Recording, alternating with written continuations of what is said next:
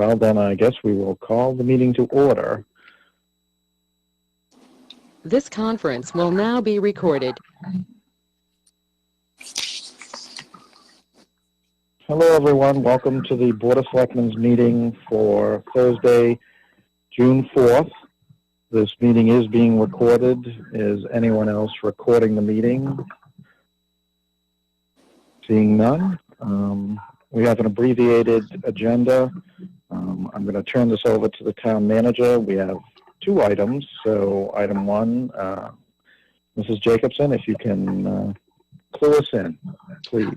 Thank you, Mr. Chairman. And if you don't mind, I'll speak to just both items just to start because they're both interrelated. As you all, thank you. As you all know, the governor came out with his phased reopening plan on May 18th.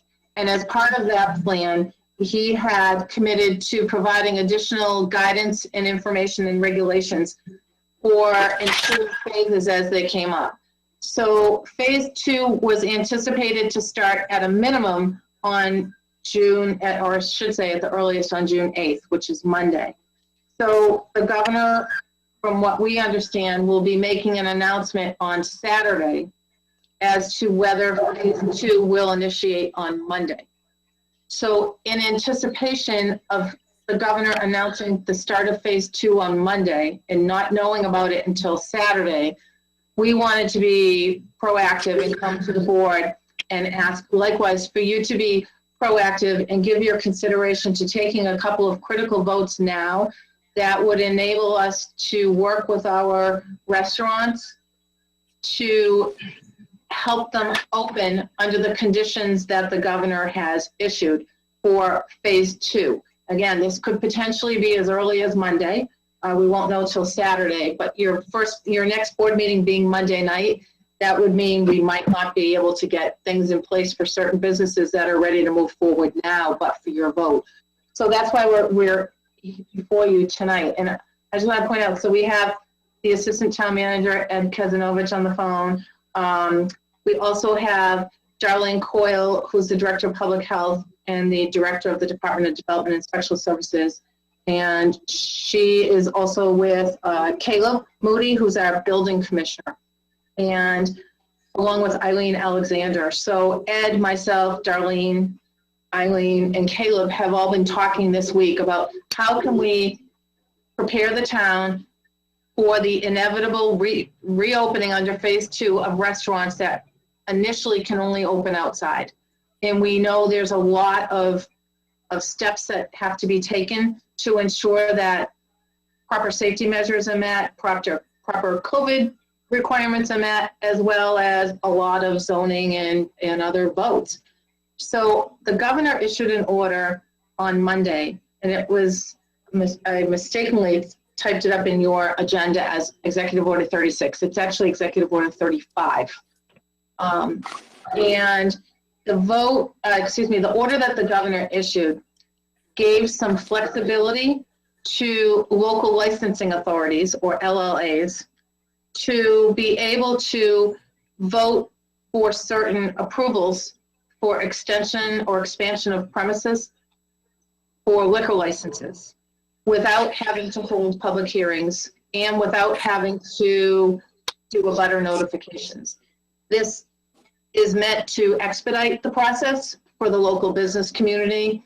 And likewise, it's not just the business community that's going to benefit from this, but it's also our residents. Our residents are anxious to have the town start to reopen, and even though it's got to be done safely, there are people who are anxious to go out to dinner, and they do want to sit outside and hopefully support our local businesses. So we have to find a way to be in compliance with all of the rules and regulations, many of which are still coming out.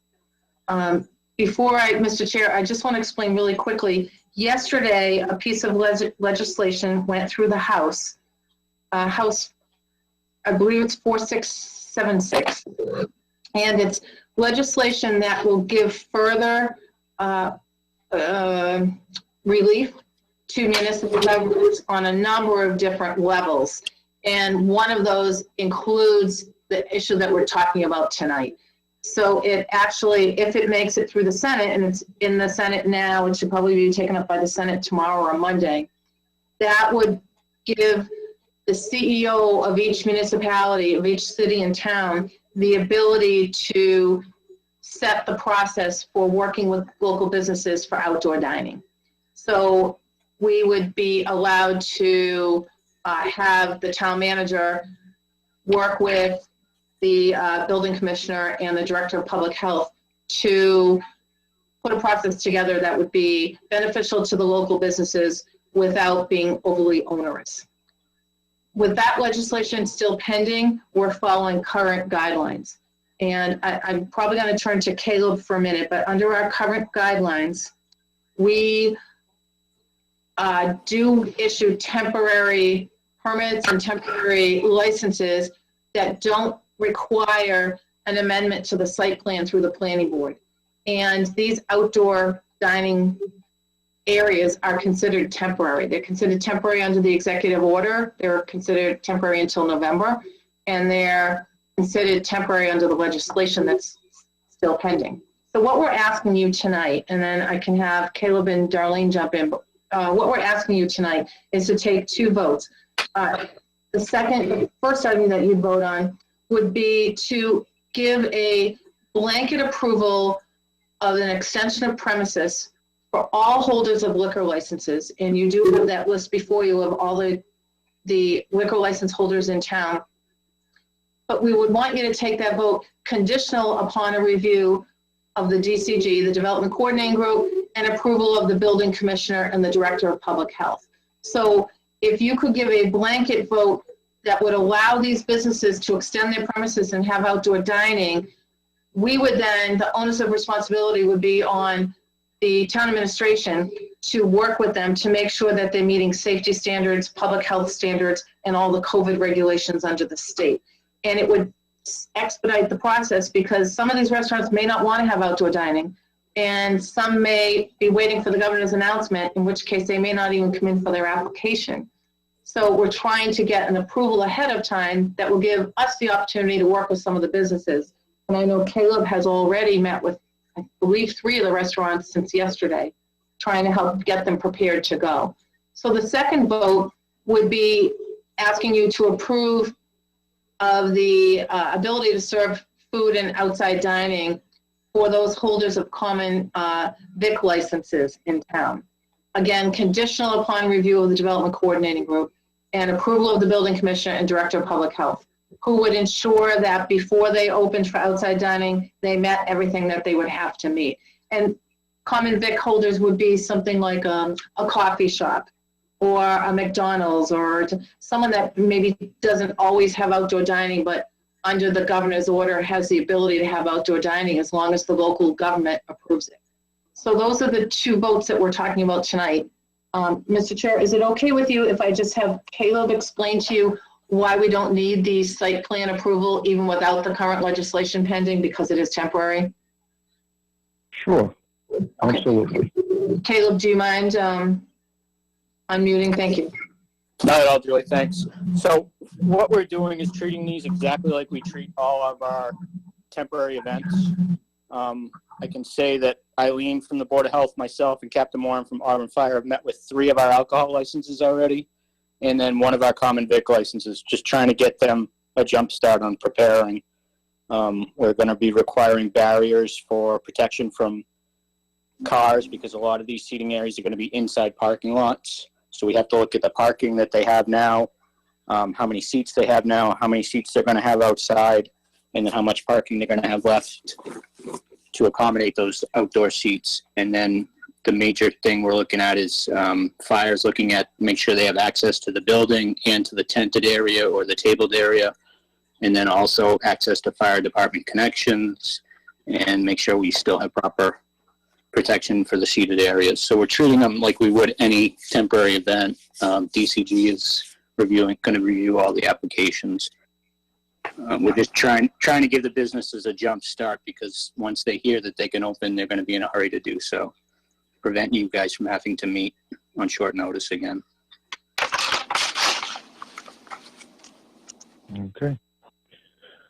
Anything else, Mrs. Jacobson? I think you're muted, Julie. Yes, I was. Thank you. I was trying to eliminate the background noise. I apologize. Thanks, Caleb. Darlene, would you mind just really quickly just explaining that we do have guidelines that have come down from DPH, the state, the governor, as well as the ABCC, and you're working to incorporate those into checklists and forms? Sure. Thank you, Julie. So to basically like an overview of what Caleb is describing, we want to move the operations for the restaurants from inside to outside and do it safely. So there's a number of things that we have to look at as far as being in the parking lot and making sure that safety protocol is happening. And then for the COVID concerns, there's a number of standards, and the state has made you know, a really nice checklist for restaurants to be able to follow. So they're trying to make it as easy as possible for restaurants to be able to comply when they open. It's going to look different than you normally would for an outdoor cafe, but that's okay, because I think that we have to start figuring out how this will work and keeping everybody safe. So you're going to have things like spacing the tables. You're going to have servers in masks. You're going to have increased signage so that when you go to the restaurant, you should be getting some precautionary signage. And then as part of what our review process is, going out and making sure we're meeting with restaurants, having them submit plans and applications to us so that we can get those reviewed as quickly as possible, and to get these businesses back open so that we can get the economy restarted again, and making it so that people will feel that they can go out to eat and do it in a comfortable setting. So we do have many checklists and standards for many different types of businesses, but this one particularly that we're asking the board to look at tonight is geared towards the restaurants. So we think this is an important piece, and in trying to maintain that connection with our businesses is important to us. So we appreciate the opportunity for the board to meet on such short notice, and we appreciate your consideration of these votes. Thank you. Thanks, Darlene. Mr. Chair, we're all set just presenting to you the information that we have, but we're absolutely available to answer any questions that may be remaining. Okay. Do board members have questions?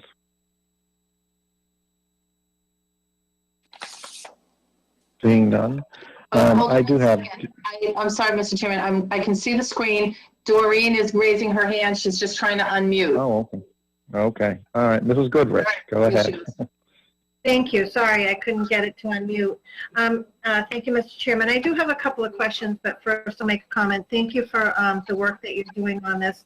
And I know, Darlene, your department has been working tirelessly to prepare for this. But I do have a couple questions for you. What type of outreach has been done to the businesses? And I guess my concern would be that everyone has the same information and everyone has the same opportunity to open at the same time. I know that's going to be basically putting you to work around the clock, but do you think that you'll be able to inspect anyone that wants to open on Monday if they've made an application? I'm going to turn to Darlene. So let me start. Oh, I apologize. Through the chair. Is it okay if I speak? Yes. Oh, absolutely. Please. I'm not. Okay. Thank you. So as far as the first question that you had, I can tell you that we have maintained a presence with the restaurants throughout the pandemic from March. We have had, we've had a number of contact emails that have gone out to the businesses for restaurants, and we've actually had site visits at many of them. Some restaurants chose to close during this period of the stay-at-home order and the safer-at-home order extension, but there were a number of businesses that stayed open for the takeout portion of that. So I can tell you we have maintained a connection with those businesses, and quite honestly, we have had businesses contact us really kind of throughout this whole time that that we've been experiencing the public health threat. So that part, I feel that we are connected. Eileen and Jordan have on a daily basis, handling calls and inquiries back and forth to the businesses. So that part, it's not like they haven't heard from us in 3 months. So that's the first part. The second part, I can tell you that we've had 4 restaurants reach out to us, and we have set up those inspections immediately this week. So as Caleb had mentioned, Board of Health, Building and Fire have all worked very closely together to try to respond as quickly as possible to inquiries that we've had. So I know we've done 4 restaurants so far, and we have been in contact with others that have reached out that maybe want to know what the process is and what, considering opening or figuring that out and how that looks. So I don't know if that answers your question. I guess what I would say is nobody knows what the governor is going to announce on Saturday. So everybody thinks that they may start phase 2, the date for Monday, the 8th. That's kind of been the talk. Nobody has a crystal ball, but we're trying to be prepared for that. As far as getting in applications and having businesses contact us, that has happened with some of the major businesses. Whether or not we can get everybody open for Monday, I mean, I don't think that's realistic, but we're going to do the best we can to have our staff be able to, all of our staff know that this is a priority, and throughout the entire past three plus months, our staff has been working and responding to inspections and doing business in a different way now. So I can tell you we'll do our best to get as many businesses up and running as possible. I can make that commitment to you. I just can't tell you how many we can do. Yeah. And if I may, Mr. Chairman, and I appreciate that, Darlene. I guess my concern wasn't whether you would get everyone up and running for Monday. I just want to be sure that all businesses have the same information, so we don't even have the appearance of giving preferential treatment to certain businesses. So once, even if it's once we take this vote tonight, that everyone is notified of the vote so that everyone is aware, because I think that there may be businesses that are just sitting back waiting to hear instead of being proactive like some of the restaurants that you have. So thank you for your work on that. Mr. Chairman, if I can just ask one more question. Of course, go ahead, Mrs. Goodrich. So because this is, and I absolutely appreciate the legislature and the ABCC allowing this, and I look forward to even more restaurants submitting applications for permanent outdoor seating. I think it's a wonderful idea. But where we did waive the notification, abutter notification, and hearing, the the legislature is. I just want to make sure that restaurants know that this is outdoor restaurant and seating only, that, you know, I know businesses are trying to do what they can do to bring back business, but there will be like no form of outdoor entertainment. If we can ensure that we, you know, we just include that in our reminders, that this does not include any form of outdoor entertainment. Through the chair, we did have one business ask about outdoor entertainment, and we did explain that it was going to be our understanding that they would still have to come to the Board of Selectmen to get an entertainment license.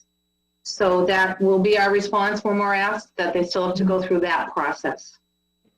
Okay, thank you, and that's all I have, Mr. Chairman. I'm in full support of this, and I'm glad the town manager brought it forward. Okay. Are there any other board member comments? Hearing none. I did just have one question.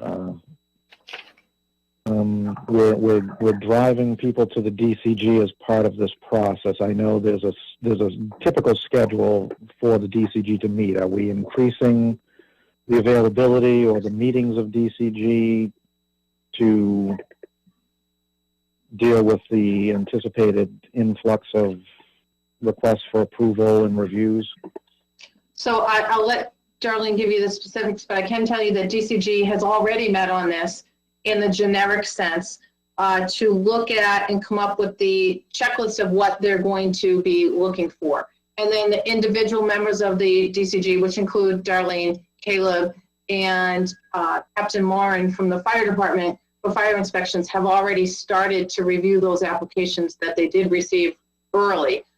So additional DCG meetings can be held if needed. I think right now they've already established the framework within which the businesses will be reviewed by Darlene and Caleb. Is that right, Darlene or Caleb? Yes, that's correct, Julie. So we are we're modifying our operation to accommodate the business reopening plan, specifically for restaurants. We know we have to you know, make this a priority to get the businesses reopened and do it in a safe way. So that part, I can tell you, Shannon, our economic development coordinator, has been very flexible in this regard, and she's working with building, Board of Health, fire, police. So everybody has kind of looked at, you know, kind of our draft ideas, and we'll be able to, you know, get businesses to us as quickly as possible. Just for clarification. Oh, sorry, go ahead. Yeah, just for clarification. So we have a motion that includes the DCG. Should we be doing that, or should we be, if this is a subcommittee of DCG or however it's being handled administratively? I just don't want any confusion if we say DCG and they're not meeting in their customary format, or it sounds like every sort of good reason. But if there are 2 or 3 people or however many, if we need to just name them specifically, because that's how DCG is handling this administratively, that's just for clarification, just so that, you know, people aren't expecting to have to go to the full board. They might just be contacting Shannon or the board of, or DDIS directly and getting put on some sort of schedule. So how will that be handled, and should we adjust the motion? So Mrs. Jacobson, I'll turn that over to you. And I'll ask Darlene, but I think because DCG has met and may not need to meet for every individual case, maybe it would be more appropriate to strike that part out of the vote and just say conditional upon review of town administration, and keep in the approval of the building commissioner and director of public health, because I think those are the 2 people that are going to have to sign off on it. Darlene and Caleb, would you agree that we could change DCG to town administration, so you're not forcing DCG to meet for as applications come in on a rolling basis? Yeah, I mean, yeah, Caleb, you agree, right? I would agree. I mean, the major players are going to look at all the applications. We're going to consult with Chief Lucas if we have questions from police. Fire is going to be involved. So I think town administration covers it. And just to build upon that, I think we have a kind of a really good working group. So, you know, police, fire, DPW, Auburn Water. I mean, everybody we meet on a regular basis. And now, you know, obviously due to COVID, we do these meetings virtually. So it's not as hard for people to get together physically. And, you know, we've also connected through email. If somebody has something come up, we throw it out to the group, and then we, you know, that part goes a little bit faster. So I think that making that modification for town administration, and I think that's fine. We are still going to operate it, you know, with all the same departments. So that's fine. It might make it, you know, as an easier language. Thank you. Just for, you know, and I'm certainly not questioning the internal process or how you're handling things. I'm sure you guys have handled it as you need to and communicate well. We've seen that many times before the board. You all seem to get along and work cooperatively. It's just, if we don't need to drive them to DCG, I don't want to have that in the motion and then somebody say, well, they didn't go to, you know, it's usually a tabletop exercise, which obviously may be modified now. But so if this works, I'll stop talking, and if nobody else has anything else, I'll entertain a motion on number 2 on the agenda, and then we can move quickly to number 3 with a motion as well, unless people have questions. Mr. Chair, Oh, go ahead, Lionel. Lionel, please. I just want to just quickly thank all of the departments for all their hard work throughout this whole COVID-19 session. Really looking forward to these businesses getting back up and running, and hopefully all our residents getting out and supporting the businesses as they have, the ones that were doing the takeout. So thank you very much to all of the boards and departments that I'm sure worked tirelessly for getting this thing going, and hoping for good news from the government on Saturday. If you want, I'll make a motion, or did you want to make it, Mrs. Goodrich? No, as long, do you have the updated language? I believe I do. I'll read it in accordance with Governor Baker's COVID-19 Executive Order number 35. I make a motion to approve extension of premises for the holders of liquor licenses, conditional upon review of town administration and approval of the building commissioner and director of public health. I'll second that Sounds motion. good. Okay, there is a second from Mrs. Goodrich. All right, roll call vote, Mrs. Goodrich, Yes. Mr. Berthium, Yes. and the chair votes yes, it is unanimous. Are there any further questions, or are we ready for a motion on item number 3? Mr. Chair, can I just make one suggestion for maybe an additional vote that's not on here, but it would be tied into it?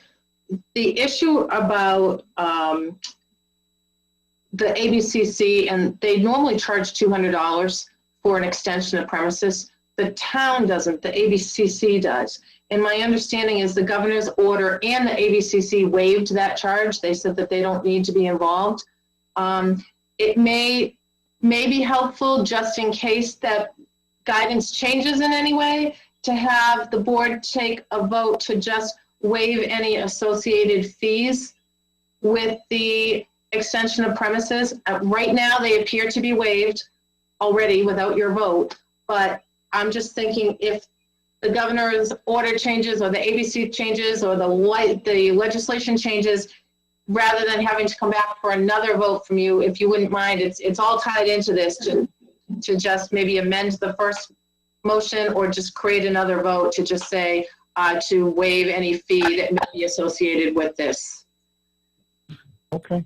Is there a motion to vote to waive any fees associated with the extension of premises for the holders of liquor licenses? Mr. Chairman, I'll make the motion to waive any associated fees with the extension of premises for holders of liquor licenses in accordance with Governor Baker's COVID-19 Executive Order 35.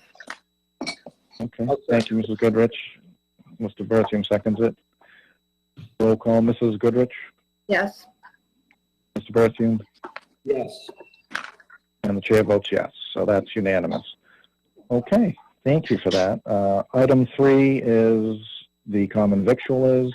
We have heard information from staff. Are there any further questions for staff, or are we ready for a vote? Seeing none, is there a motion? Mr. Chairman, I'll make a motion in accordance with Governor Baker's COVID-19 Executive Order 35. Vote to approve service of food and outside dining for the holders of common vicular licenses, conditional upon review from town administration and approval of the building commissioner and director of public health. I'll second Is there that. a second? Okay, there's a motion and a second. Mrs. Goodrich Yes. and Mr. Berthium, Yes. and the chair votes yes. Okay. Unless Mrs. Jacobson or others have something else, I think the only thing we need is a motion to adjourn. And thanks I just everybody wanna for thank you. participating. Yeah, Mr. Chairman, we just want to thank all the board members for, first of all, your flexibility, for having this meeting on such sudden notice, and for allowing us to work with you to be proactive on behalf of the business community and the residents. We're grateful for the partnership. Thank you. Thank you. Thank All you. right. Thank Thank you you. for everything you guys are doing. So is there a motion to adjourn? So moved. Second. Is there a second? Okay, Mrs. Goodrich, Yes. Mr. Berthium, Yes. and the chair votes yes. Everybody have a good night, and we'll talk again Thank you. Monday. You all Thank you. too.